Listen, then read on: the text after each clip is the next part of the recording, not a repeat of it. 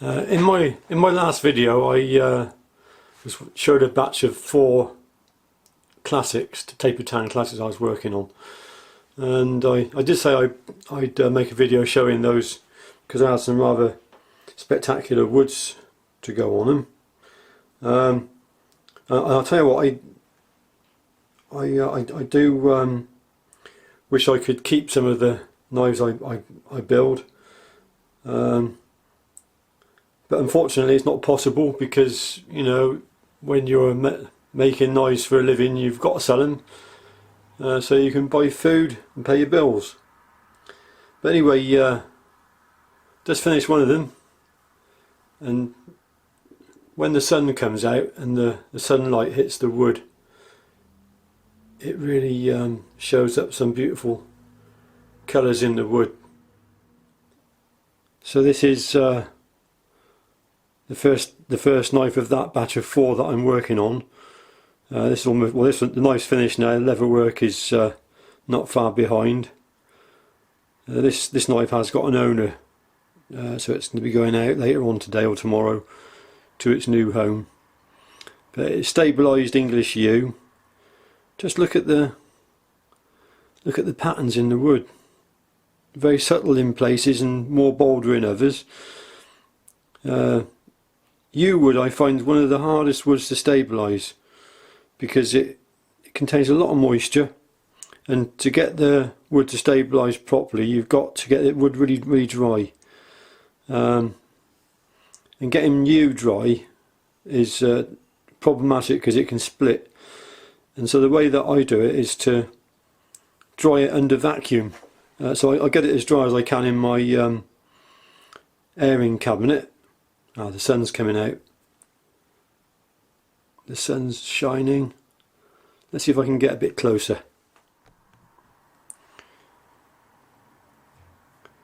Just look at that lovely grain and the colours in English yew. So as I was saying, it takes an age to get all the water out of the wood. 3 days under vacuum,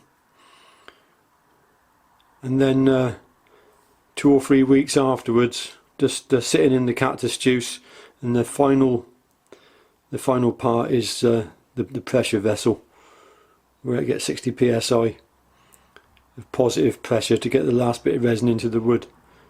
It's a long process to get wood properly stabilised.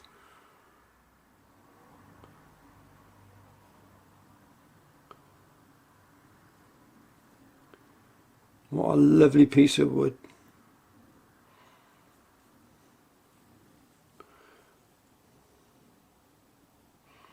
And there's a look at the blade.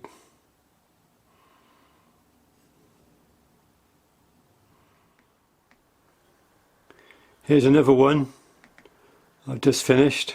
This one's the sun's coming out to play. Brilliant.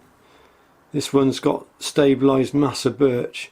It actually had a knot, which I think has added a lot of character and made it quite distinctive. And the good thing with the stabilising process, let's get some of that nice sunlight on the wood.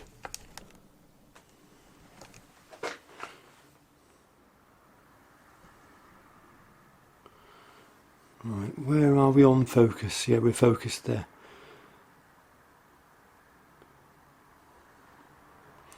So this one's got red liners, solid pins, tapered tang. Yeah, another one that I would happily keep if I could only afford to. I'd put them in a drawer, save them away for my retirement.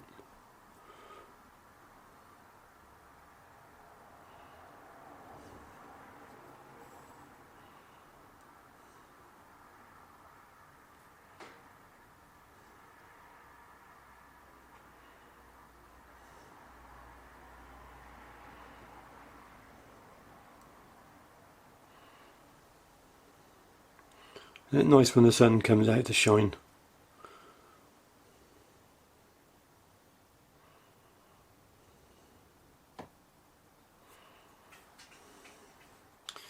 And this one here, cool. This is going to be an absolute stunner. Absolute stunner. When it's finished,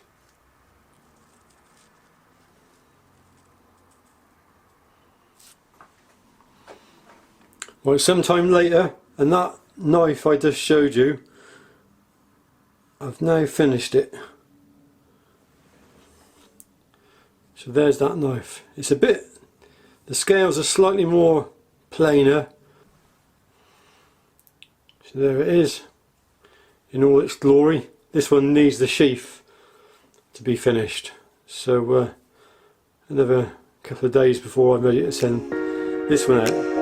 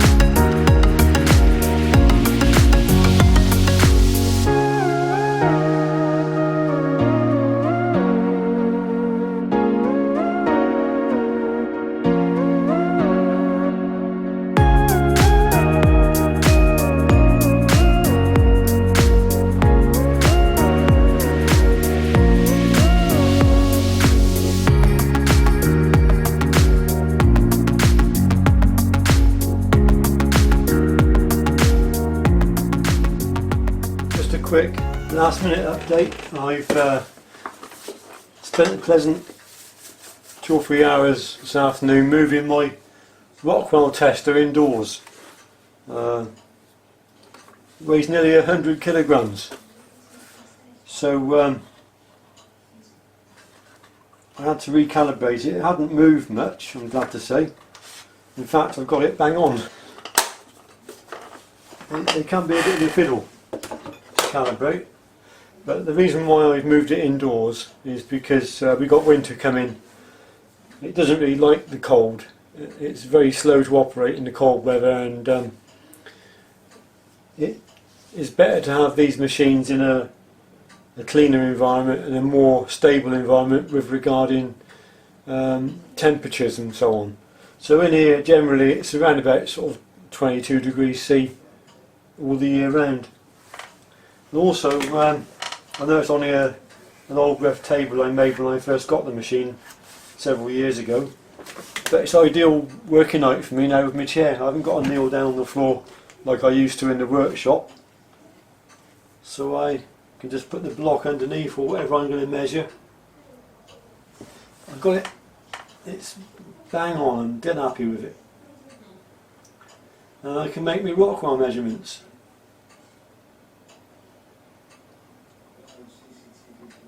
In comfort.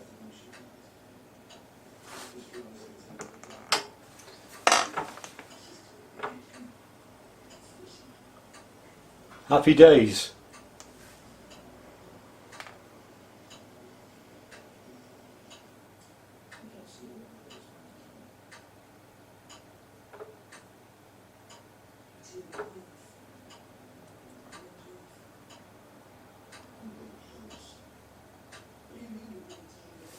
Ten, 9, 8, 7, 6.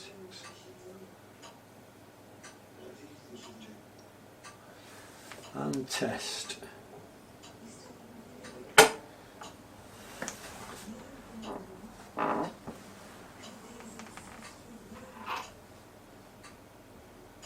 That's 0.1 of a Rockwell point out.